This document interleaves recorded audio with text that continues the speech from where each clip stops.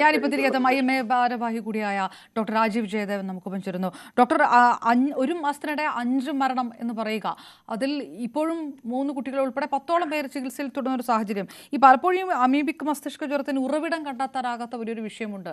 അതുകൊണ്ട് തന്നെ ഇതിനൊരു ശാശ്വതമായിട്ട് ഈ അസുഖത്തിന് അല്ലെങ്കിൽ ഇങ്ങനെ ഒരു രോഗബാധയ്ക്ക് പരിഹാരം ഉണ്ടാകുന്നില്ല.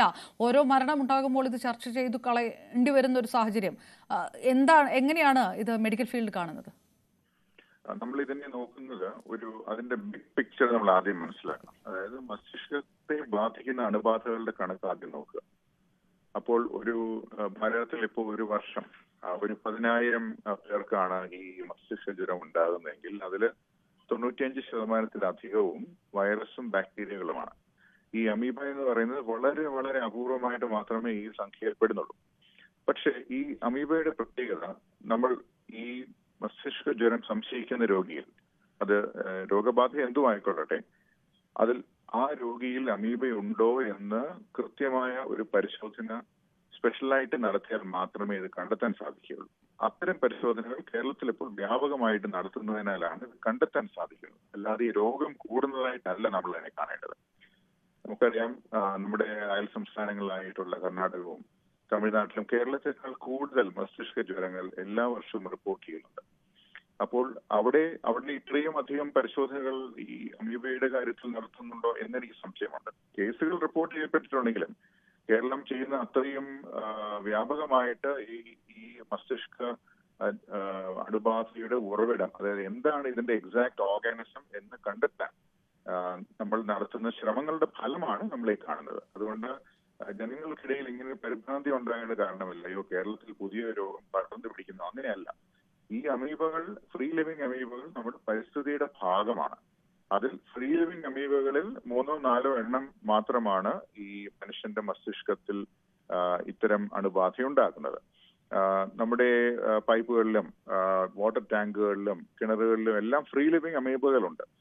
നെഗ്ലേറിയ ഉണ്ടാകണം നിർബന്ധമില്ലെങ്കിലും പൊതുജനങ്ങൾക്ക് ചെയ്യാൻ ആകുന്നത് മൂക്കിനുള്ളിലേക്ക് വെള്ളം കടത്താതെ സൂക്ഷിക്കുക എന്നുള്ളതാണ്. ഇപ്പോൾ നമ്മളിപ്പം മുഖം കഴുകുമ്പോൾ അല്പം തെറിച്ചു വീണെന്ന് വെച്ച് സാരമില്ല. പക്ഷെ ഡീപ്പ് ഇൻസൈഡ് ദ നോസ്, അതിനകത്തേക്ക് ബോധപൂർവം കഴുകാൻ ഉള്ള ഒരു അവയവമല്ല മൂക്ക് എന്ന് ഞാൻ ഓർമ്മപ്പെടുത്തിക്കൊള്ളട്ടെ. അനാറ്റമിക്കലി സ്പീക്കിംഗ്, മൂക്കെന്ന് ഉള്ളത് ശ്വസിക്കാനായിട്ട് നിർമ്മിക്കപ്പെട്ടിരിക്കുന്ന ഒരു അവയവമാണ്. അതിനകത്ത് വലിയ ചേമ്പേഴ്സ് ഉണ്ട്. വായു കടക്കാനുള്ള ചേമ്പറാണ്, അല്ലാതെ വെള്ളം കടക്കാനുള്ള ചേമ്പർ അല്ല ഈ മൂക്ക്. വെള്ളം കടക്കാനുള്ള ചേമ്പർ അതിന് താഴെയാണ് ഉണ്ടാക്കിയിരിക്കുന്നത്, വായ. ആ വായ വഴി അമീബ കലർന്ന് വെള്ളം കുടിച്ചാൽ പോലും നമുക്ക് മസ്തിഷ്ക ജ്വരം ഉണ്ടാകുന്നില്ല എന്നുള്ളത് ഈ അനാറ്റമിയുടെ പ്രത്യേകതകൾ നമുക്ക് മനസ്സിലാക്കി തരുന്നുണ്ട്. അതുകൊണ്ട് ഒറ്റ വാക്കിൽ പറഞ്ഞു കഴിഞ്ഞാൽ, കുളിക്കുമ്പോഴോ അല്ലെങ്കിൽ നീന്തുമ്പോഴോ മറ്റോ ഒക്കെ കഴിവതും മൂക്കിലേക്ക് അഴുക്ക് വെള്ളം കയറാതെ സൂക്ഷിക്കുക. മുഖം കഴുകുമ്പോൾ, വീട്ടിൽ മുഖം കഴുകുമ്പോഴും മൂക്ക് കഴുകുന്ന ശീലമുണ്ടെങ്കിൽ ആഴത്തിൽ മൂക്കിനുള്ളിലേക്ക് വെള്ളം കടത്താതിരിക്കുക. ഈ 2 കാര്യങ്ങളാണ് നമുക്ക് ചെയ്യാൻ സാധിക്കുക. ഡോക്ടർ, പക്ഷേ ഈ പബ്ലിക് അല്ലെങ്കിൽ പൊതുസ്ഥലങ്ങളിൽ, പൊതുകുളങ്ങളിൽ കുളിക്കുമ്പോൾ അല്ലെങ്കിൽ സ്വിമ്മിംഗ് പൂളുകൾ അടക്കമുള്ളവയിൽ സ്വാഭാവികമായിട്ടും അതങ്ങനെ സംഭവിച്ചു പോകുമല്ലോ. അപ്പോൾ ഇതിൽ നിന്ന് മാറി നിൽക്കുക, ഒരു ജാഗ്രതാ നിർദ്ദേശത്തിനപ്പുറത്തേക്ക് നമുക്ക് ഉറവിടങ്ങൾ ശുദ്ധീകരിക്കുക, അത് പ്രാക്ടിക്കലായിട്ടുള്ള കാര്യമല്ല എന്നുകൂടിയാണോ? അതെ, അത് പ്രാക്ടിക്കൽ അല്ല. കാരണം ഈ അമീബയ്ക്ക് 2 ഫോംസ് ഉണ്ട്. പൊതുവെ പറയുകയാണെങ്കിൽ, അമീബ അണ്ടർ ത്രെറ്റ്, അതിനെ ഭീഷണിപ്പെടുത്തുകയാണെങ്കിൽ, നമ്മളിപ്പോൾ ക്ലോറിനേറ്റ് ചെയ്യുകയാണ് അല്ലെങ്കിൽ മറ്റെന്തെങ്കിലും രീതിയിൽ അതിനെ നിർമ്മാർജ്ജനം ചെയ്യാൻ ശ്രമിക്കുകയാണെങ്കിൽ അമീബ സിസ്റ്റ് ഫോമിലേക്ക് മാറും. സിസ്റ്റ് എന്ന് പറഞ്ഞാൽ ഒരു ചുരുങ്ങിയ അട്ടയൊക്കെ ചുരുണ്ട് കിടക്കുകയില്ല, അതിന് സമാനമായിട്ടുള്ള ഒരു രൂപമാണ്. ആ രൂപത്തിന് ഈ പ്രതികൂല സാഹചര്യങ്ങളെ അതിജീവിക്കാനുള്ള കഴിവുണ്ട്. അപ്പോൾ പ്രതികൂല സാഹചര്യം എക്കാലവും ഉണ്ടാവുകയില്ല. ഇപ്പോൾ ക്ലോറിനേഷൻ നടത്തിയാൽ പോലും അതിന്റെ എഫക്റ്റ് 1-2 ദിവസത്തിനധികം ഉണ്ടാകാൻ സാധ്യതയില്ല. ക്ലോറിന്റെ ലെവൽസ് സ്വാഭാവികമായിട്ടും കുറഞ്ഞു പോകും. ആ സമയത്ത് ഈ സിസ്റ്റ് വീണ്ടും അമീബ ഫോമിലേക്ക് ഉണ്ടാവും. അതുകൊണ്ട് ഈ പരിസ്ഥിതിയിൽ നിന്ന് നമുക്ക് ഇതിനെ തുടച്ചു മാറ്റാൻ ആകുകയില്ല എന്നുള്ളത് മനസ്സിലാക്കണം. എന്ന് വെച്ച് കുളങ്ങൾ വൃത്തിയാക്കരുതെന്നല്ല ഞാൻ ഈ പറയുന്നത്. തീർച്ചയായിട്ടും കുടിവെള്ള സ്രോതസ്സുകൾ വൃത്തിയാക്കേണ്ട ആവശ്യം കേരളത്തിലുണ്ട്. നമ്മൾ ഇതിനു മുമ്പ് മഞ്ഞപ്പിത്തത്തെ പറ്റി ധാരാളം പ്രോഗ്രാംസ് ചെയ്തിട്ടുള്ളതാണ്. അതുപോലെയുള്ള പല അണുബാധകളും മലിനജലം വഴി പടരുന്നുണ്ട്. അതെല്ലാം നമുക്ക് ഒഴിവാക്കാൻ തീർച്ചയായിട്ടും ഈ ശുചീകരണ പ്രവർത്തനങ്ങൾ ഗുണം ചെയ്യുമെങ്കിലും അമീബയെ നമുക്ക് പരിസ്ഥിതിയിൽ നിന്നും മാറ്റാൻ സാധിക്കുകയില്ല എന്നുള്ളത് നമ്മൾ മനസ്സിലാക്കണം.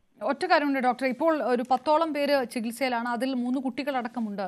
സ്വാഭാവികമായിട്ട് ഇപ്പോഴുള്ള ഒരു ചികിത്സാ സംവിധാനങ്ങൾ ഒരു ആശങ്ക സാഹചര്യത്തെ മാറ്റി നിർത്തുന്നതാണ് എന്നുകൂടി പ്രതീക്ഷിക്കാമോ?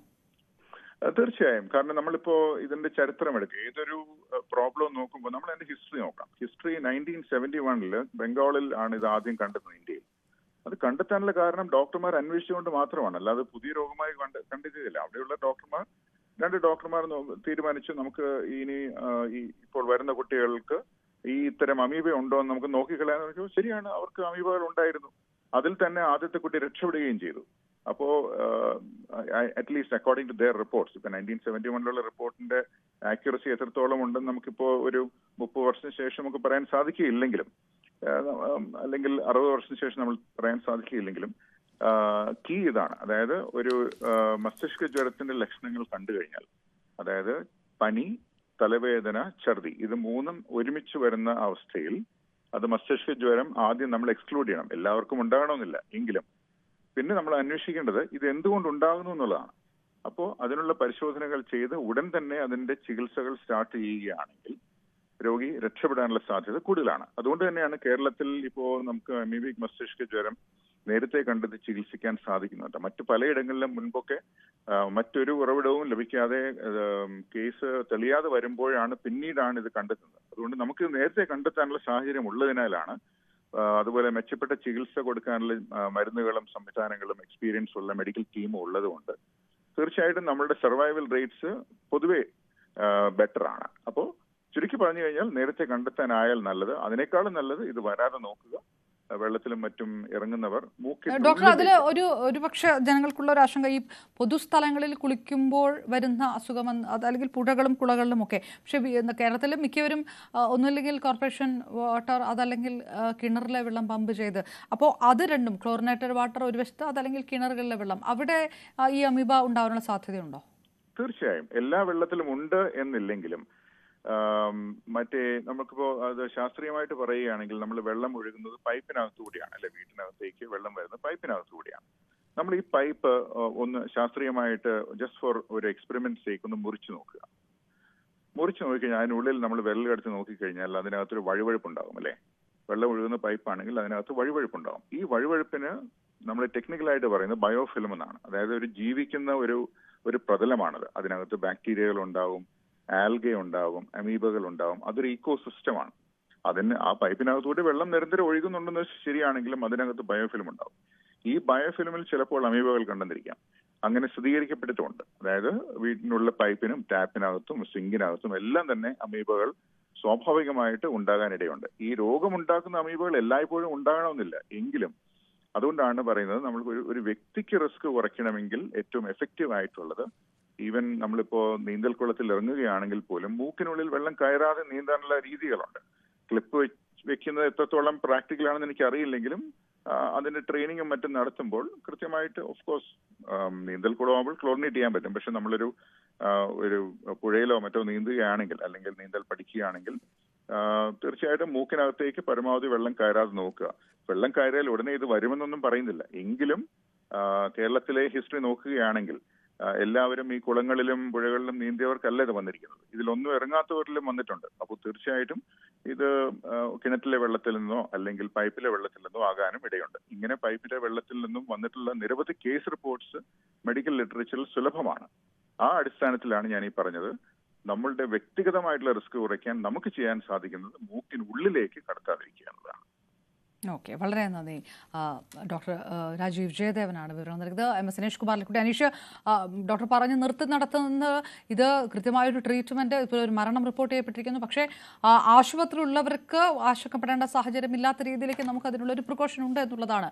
അപ്പോഴും ജാഗ്രതാ നിർദ്ദേശങ്ങൾ ഒരു വശത്തുണ്ട്, അത് കൃത്യമായ രീതിയിലേക്ക് ജനങ്ങളിലേക്ക് എത്തിക്കുന്നുണ്ട് എന്നുകൂടി ആരോഗ്യവകുപ്പ് ഉറപ്പുവരുത്തുന്നുണ്ടോ?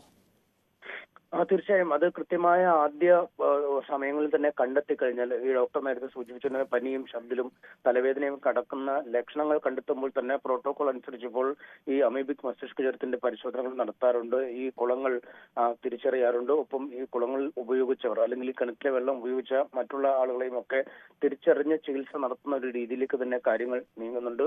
ഒരുപക്ഷെ ഈ എണ്ണങ്ങൾ അല്ലെങ്കിൽ ഈ രോഗബാധിതരുടെയും മരിച്ചവരുടെയും എണ്ണങ്ങൾ പെരുകുമ്പോൾ പോലും കൂടുതൽ രോഗങ്ങൾ റിപ്പോർട്ട് റിപ്പോർട്ട് ചെയ്യപ്പെടുന്നത് ഒരു ശുഭകരമായ കാര്യം തന്നെയെന്ന് നമുക്ക് പറയാം. കാരണം ഈ രോഗം, ഈ പനി മരണം എന്ന രീതിയിലൊക്കെ പണ്ട് പെടുത്തിയിരുന്ന മരണങ്ങളാണ് ഈ പലപ്പോഴും ഇത് തിരിച്ചറിയാൻ കഴിയുന്ന കൃത്യമായ കാരണം തിരിച്ചറിയാൻ കഴിയുകയും ഒരുപക്ഷെ ഈ ജലാശയത്തിൽ നിന്നും രോഗം ഉണ്ടാവുന്ന മറ്റ് ആളുകളെ കണ്ടെത്തി ചികിത്സ നൽകാൻ കഴിയുന്നതുമൊക്കെ ഇതുകൊണ്ട് തന്നെയാണ്. പ്രത്യേകിച്ചും ഈ താമരശ്ശേരി സ്വദേശിനിയായ പെൺകുട്ടി 9 വയസ്സുകാരി മരിച്ച ശേഷം ആണ് ആ സഹോദരന് രോഗം തിരിച്ചറിയാൻ കഴിയുകയും പരിശോധന നടത്തുകയും പിന്നീട് ചികിത്സ തേടുകയും ചെയ്യുന്ന ഒക്കെ ഒരു സാഹചര്യം ഉണ്ടായിരിക്കുന്നത്. അതുകൊണ്ട് കൃത്യമായി ആദ്യ ദിശയിൽ തന്നെ ഇത് തിരിച്ചറിയാൻ കഴിഞ്ഞാൽ ഒരു ചികിത്സിച്ച് ഭേദമാക്കാൻ കഴിയുമെന്നാണ് ഡോക്ടർമാർ പറയുന്നത്. അതുകൊണ്ട് ആശങ്കയിൽ ഉപരി കണ്ടെത്തുന്നു എന്നത് തന്നെയാണ് ഇപ്പോൾ ആശ്വാസമായി വന്നിരിക്കുന്ന കാര്യം. അതുകൊണ്ട് കൂടുതൽ ആളുകളിലേക്ക് പടരുന്നത് തടയാൻ കഴിയും. അല്ലെങ്കിൽ ആദ്യഘട്ടത്തിൽ രോഗബാധ എത്തുന്നവരെ പെട്ടെന്ന് തിരിച്ചറിയാൻ കഴിയുകയും അവർക്ക് മെച്ചപ്പെട്ട ചികിത്സ നൽകാൻ കഴിയുകയും ചെയ്യുകയാണ്. എന്തായാലും ഇപ്പോൾ 10 പേർ ചികിത്സയിൽ ഉണ്ട് എങ്കിലും അതിൽ ഒരാളുടെ ആരോഗ്യനില മാത്രമാണ് അല്പം ഗുരുതരമായി തുടരുന്നതെന്നാണ് ആരോഗ്യവകുപ്പിൽ നിന്ന് നമുക്ക് മനസ്സിലാക്കാൻ കഴിയുന്ന കാര്യം. മറ്റുള്ളവരുടെ നില മെച്ചപ്പെട്ടു വരികയാണ്. നേരത്തെ ഈ രോഗം സ്ഥിരീകരിച്ച 2-3 പേരൊക്കെ ആശുപത്രിയിൽ നിന്നും ചികിത്സ പൂർത്തിയാക്കി വീടുകളിലേക്ക് മടങ്ങുന്ന ഒരു സാഹചര്യവും ഉണ്ടായിട്ടുണ്ട്. അപർണ. റൈറ്റ്. MS അനീഷ് കുമാറാണ് വിവരങ്ങൾ നൽകിയത്.